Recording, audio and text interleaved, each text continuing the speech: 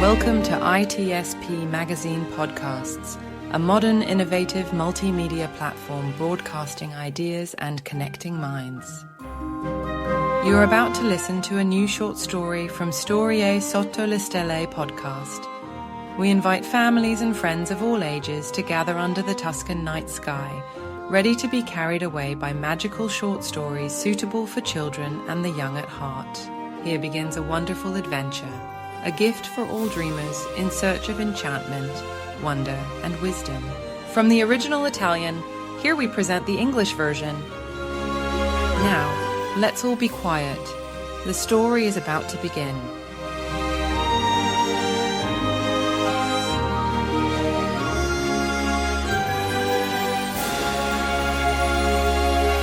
The four-legged adventurers plus one. On the outskirts of a big city, there lived 4 little dogs who took a walk around the neighborhood every day to stretch their legs with their owners. They spent the rest of the time on armchairs or lying in the sun in the garden. In a corner near the wall, behind the house, hidden by a tree, there were some old used and slightly broken objects. One of the dogs, named Tachi, decided to go exploring to see if there was anything interesting and found what seemed to be an old ball, but a bit strange with a kind of leg. "What could it be? It looks like a suspicious object," she thought. "Better call reinforcements immediately. Woof, woof, woof!" The other 3 rushed over, barking, just in case there was someone or something to scare off. "A ball! A ball!" they shouted and got into position to play. The most mischievous and smallest in size, Pippa, started to kick the object with her little paws, but stopped immediately, exclaiming, "Oh, but how hard this ball is!" "It's hard indeed, silly. Can't you see it's a globe?" said Luca and Lillo, the other 2 members of the family, while Tachi remained thoughtful and not entirely convinced. But once it was clear what it was, they all started to observe it as magically turning on itself. It showed distant countries they had heard about from their owners, who, to tell the truth, were great wanderers. At the end of the day, after many adventures, naps, a walk at sunset, and a good dinner, they all went to bed. But thinking about the globe, none of the 4 could sleep much. As soon as they closed their eyes, they began to travel with their imagination and thought of exciting adventures that transported them to unknown and fantastic places to visit. In the morning there was a lot of whispering. "Slept well?" they asked each other. "No, I travelled to unknown countries. I thought of flying. I of sailing the oceans. I climbed very high mountains." Thinking and thinking, they decided it would be really nice to turn these dreams into reality. They continued to chatter, and after a few hours, they all agreed and pronounced the fateful words. "We will be the 4 four-legged adventurers, travelling the world, all for one and one for all." The decision was made. But how could they start the adventure? Luca thought of the old wise dachshund Ettore, who lived in the neighbourhood and was a storyteller wizard by trade. They met him almost every day during their sunset walks.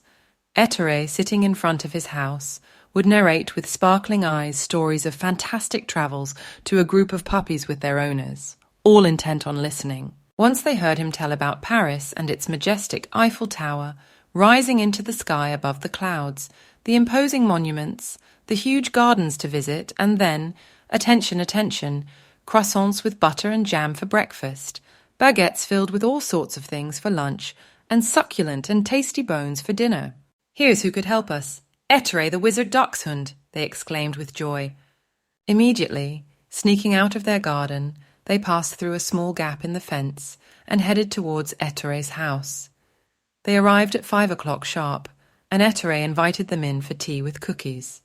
The 4 adventurers, between one cookie and another, told him about the globe they found by chance and their desire for adventures. The wizard dachshund, who had already guessed everything, said, "With a spell, I can accompany you around the world and visit a place of your choice."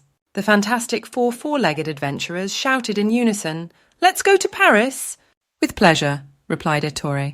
All ready for departure, the wizard dachshund took his super magic wand, which he tapped 3 times on the ground, tock, tock, tock, and at the words "woof, woof" and "woof, woof," small glowing stars came out. Each one took a dog by the paw, lifting them into the air, and following the wizard, they set off for the adventure. At first they closed their eyes in fear, but "Look! Look!" said their guide, and opening their eyes they saw they were flying over oceans, seas, mountains, lakes, cities, and enchanted forests. How wonderful! Soon, suddenly, in the distance appeared the city of Paris. Floating like feathers in the wind, in a flash, they arrived almost touching the Eiffel Tower, which with its height pierced the clouds passing through the middle. The group landed on the roofs of Paris. How wonderful! Paris is really magical and fascinating. As they strolled through the streets of Montmartre, they decided to send a postcard to their owners to let them know about their trip. Address: to our house on the other side of the ocean, 3rd Street on the right, 9th on the left, garden with lemon tree, squirrels running around, possible hummingbird sighting, city of who knows, go find out. Shipping method: fast and magical light beam. Insured. Signature required upon delivery. After sending the postcard, they saw the famous Ferris wheel and without hesitation got on. On the second round, while enjoying the view of the city, an unexpected gust of wind made them spin in the air and fall into the water of the Seine with a splash, a plop, and then a great movement of paws and a collective barking. "Woof help! Woof help! Woof help! Woof help! Save us! We can't swim!" Luckily, a boat was slowly sailing right at that moment in the river. The crew rushed to save them all by throwing the lifeboat and pulling them on board. At the same time as the rescue, a big trouble arose. The sailors were none other than pirate dogs. Black flags with skulls and crossbones waved on the boat. The boatswain arrived on the deck of the ship and, scratching his nose, observed the scene, incredulous and also worried. The boat was on a special mission and carried a large treasure well hidden in the hold. Removing his round glasses, he said, "Oh, are you 007 spies?" In doubt, the 4 dogs were taken prisoners and tied to the back of small chairs. In that hubbub, the captain appeared on deck. He wore a bandana with skulls, a belt with pistols, a sword and boots, and an eye patch over his right eye, but he didn't look threatening. He advanced towards the 4 with determined steps on the creaking wood of the deck. Staring at the prisoners, he raised his sword and shouted authoritatively to his crew, "Stop, everyone. I know these 4 dogs. They are my friends. Untie them immediately, and offer them bones and croissants at will." The pirate captain, approaching, said, "Oh, don't you recognize me? I am Odie. My owner is a friend of yours." So Tachi, Pippa, Luca, and Lillo recognized him. They did somersaults with joy for being saved and for having found a great friend. Addressing the crew, he said, "I lived in their house across the ocean, hosted by their owners and treated like a king." Late as a broken clock, the wizard dachshund, like a lightning bolt, arrived on deck ready to fight to defend the 4 four-legged adventurers. But he could do nothing but breathe a sigh of relief and greeted Odie the pirate with a paw shake. All happy and content, they spent a few hours of joy admiring Paris from the boat with their pirate friends. In the evening, Ettore the wizard dachshund organized the return trip, which included the pirate captain, Odie. The 5 four-legged adventurers, once home, across the ocean, stretched out warmly by the fireplace, recounted their fantastic Parisian adventure. Woof, woof, woof, woof, and woof.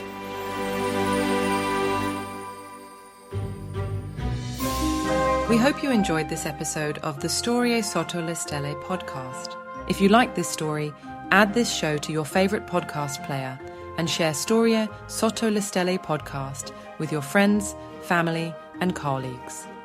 If you represent a company and wish to connect your brand to this show and its audience, visit itspmagazine.com to learn how to sponsor one or more of our podcast channels. We hope you will come back for more stories and follow us on our fantastic journey. If you wish to read this and many more stories in Italian and in English, please visit storiesottolestelle.com. A presto.